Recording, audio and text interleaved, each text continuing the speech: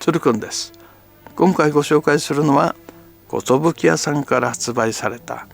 銀河英雄伝説に出てくる戦艦のブリュンフィルトですね。こちらのプラスチックモデルのキットが出ましたので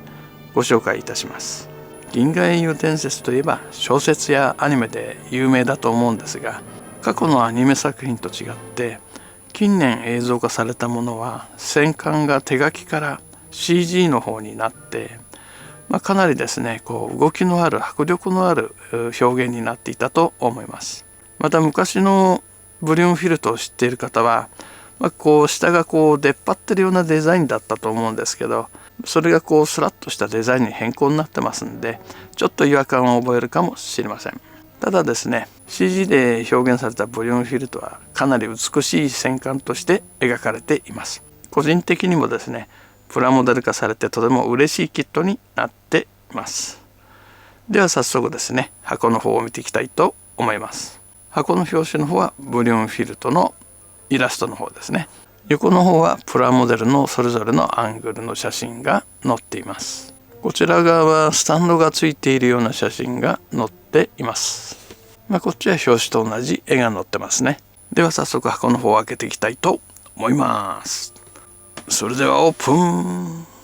こちらのキットのスケールは3000分の1となっています。まずはこちらが本体の上面の方の部品ですね。それから面白いのがこちら本体の上面の透明な部品が付属しています。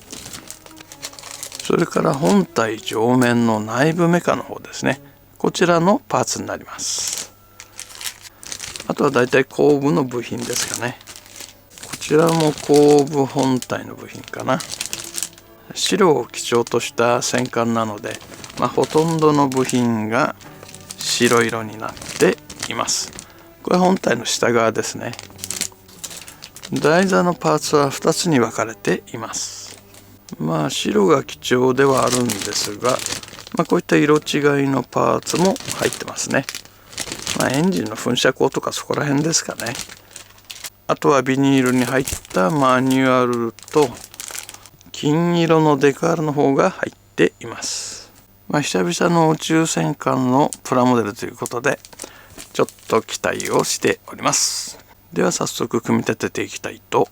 思います。それでは早速組んでいきたいと思うんですが、まずゲートの方の確認をしておくと、船体の上部と下側のパーツ、これらについてはアンダーゲート処理がされています。したがって、ゲートをカットした時にですねゲート跡が残りづらいような部品になっています。ただしですねその他のパーツについては普通のゲートになってますんで、こちらの方はゲート処理が必要になってくるという形になっています。マニュアルの方は表紙と裏面はカラーですが、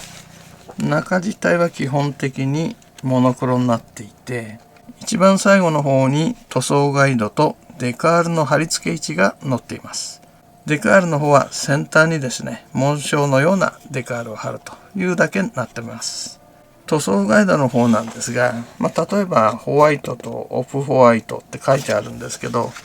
じゃあどの部分がホワイトでどの部分がオフホワイトかっていうのは書いていないので、今一つ分かりづらい形になってるのがちょっと残念ですね。もちろんただのホワイトじゃなくて、いろんな色が混ざってるよというのは参考になると思いますので、塗装派の人はですね、ぜひ参考にして作っていただければと思います。まずはですね、こちら機体の後ろ側の上面の方ですね、こちらの方を組んでいきたいと思います。こちら機体後部の上面のパーツですね。こちらが本体の後部のパーツになっていて、これにエンジン部分のパーツをまずはつけていきます。ピン穴の方はそこそこきつい感じですね。力を込めればはまる程度のきつさではあるんですが、少し調整をかけた方がいいかもしれません。こちらがエンジンのノズル内のパーツですね。残念ながらクリアパーツではないので、電飾をやる方はちょっと工夫が必要になってくるかなと思います。両側にこのノズル内部の部品をくっつけて、それからこの上側のパーツですね、これをはめていきます。この上側のパーツもですね、ここに細かいノズルがあったりしてですね、なかなか細かくできています。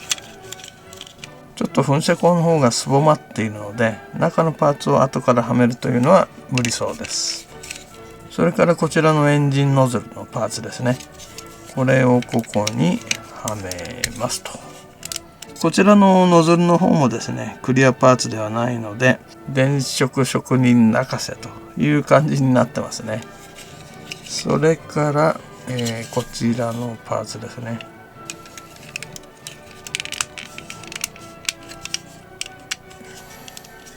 これで機体後部上面のパーツの組み立てが終わった感じですね。結構遠目で見るとただの白い機体に見えるんですが、後部に関しては結構筋彫りがされています。上面と下面とですね。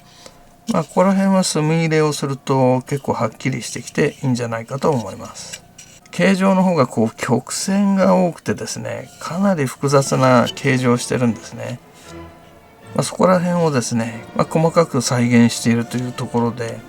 藍の方もですね、バッチリですし、なかなかよくできてると思います。噴射口の方もですね、なんとかして電飾できないかなとは考えてるんですが、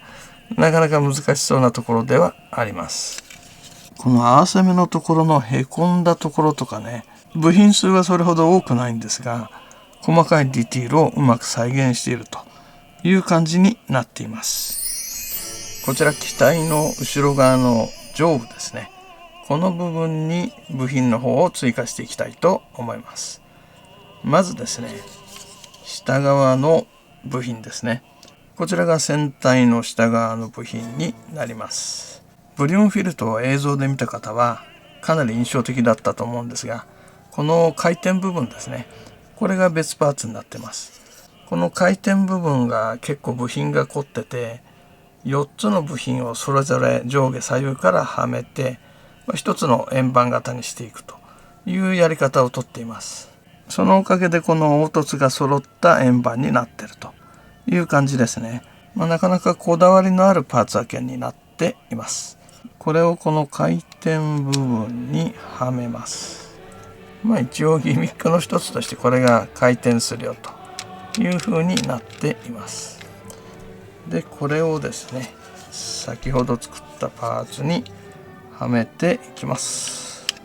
なかなかピン関係がですね、ちょっときつめでうまくはめるのが若干難しいかもしれません。ピンの径をですね、少し調整していかないと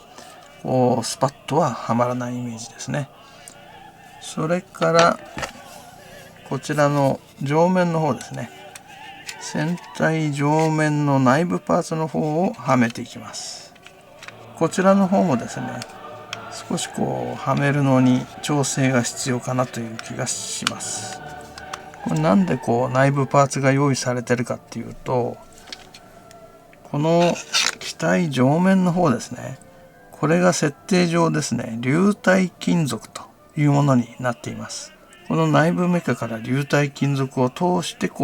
ビーム砲とかですね、打っていくという形に設定上なってるそうです。先ほどクリアパーツの方も紹介しましたが、基本的にはこちらの白いパーツという形になるんですかね。裏側はさっきのこの円盤部分ですね、これが出てきますと。それでこちらのパーツをつけといて、よいしょと。それからこちらのパーツですね。でこちらのパーツはこの尖ってる方が前じゃなくて広がってる方が前になりますんでなかなかね、ちょっと引っかかるところではあります。でここら辺もですね、結構はめるのに調整がいるかもしれません。私はですね、いろんなところを少しずつ削ってですね、うまくはめるようにしています。力持ちの方は思いっきりギュッとはめてもいいんですけどね。それからこちら船体の後ろ側の下部の方ですね、下側の方の部品のパーツ群になります。この特徴的な2つの丸の部分が再現されています。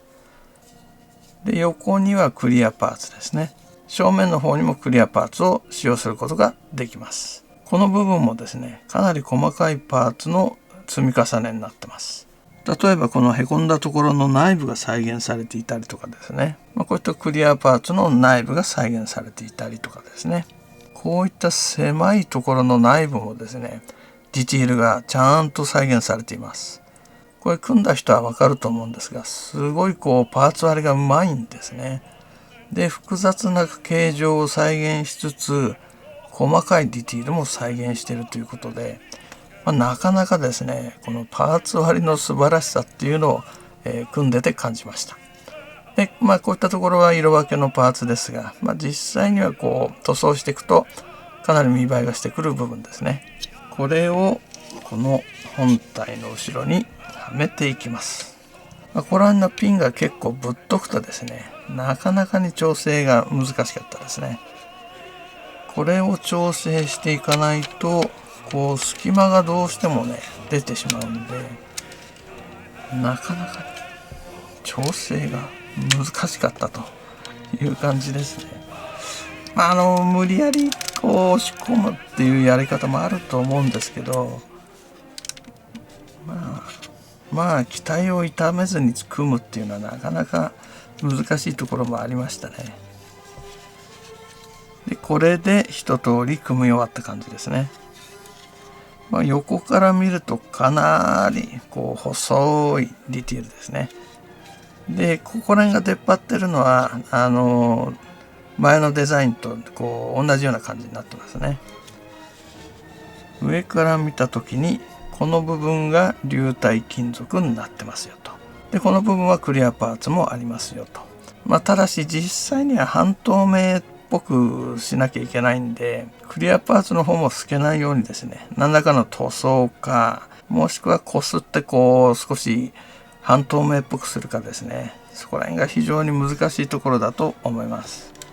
船首から船尾まで35センチぐらいの長さがあって、かなりお手頃な大きさだと思います。この大きさならではのディティールの細かさという感じですかね。エンジン部分もですね、非常に細かいディティールがついているので、塗装をしていけばですね、かなり見栄えがすると思います。ただし3000分の1の大きさを塗装で出していくっていうのは結構難しいかもしれませんね。特にこの流体金属のところはつるっとしてますんでね、なかなか大きさが出しづらい部分だとは思います。あとクリアパーツが部分的に採用されているので、クリアパーツ部分の電飾ですね、エンジン部分がクリアパーツになってないんで、なかなか電飾が難しいとは思いますが、そこら辺はですね、根性のある人はやってみてもいいかもしれません。個人的にはぜひやってみたいところではあるんですけどね。非常に美しいデザインの宇宙船になってますんで、気に入った方はぜひですね、作って塗装なり電飾なりにチャレンジしてみるのもいいかもしれません。さすがにここをね、電動で回すってのは結構ね、しんどいとは思いますけどね。それから台座の方なんですが、付属の台座の方は2分割されていて、ここにはめることが可能になっています。このへこんだ部分とこですね、ここに船体を乗せていくという感じですね。横から見るとこんな感じですね。この球体部分の根元で支えるのと、こっちの回転部分ですね、支えるような台座になっています。もともと着陸脚がないプラモデルなので、台座の方がついていて非常にありがたいなという感じですね。では今回の動画は以上となりますので、また次回の動画でお会いいたしましょう。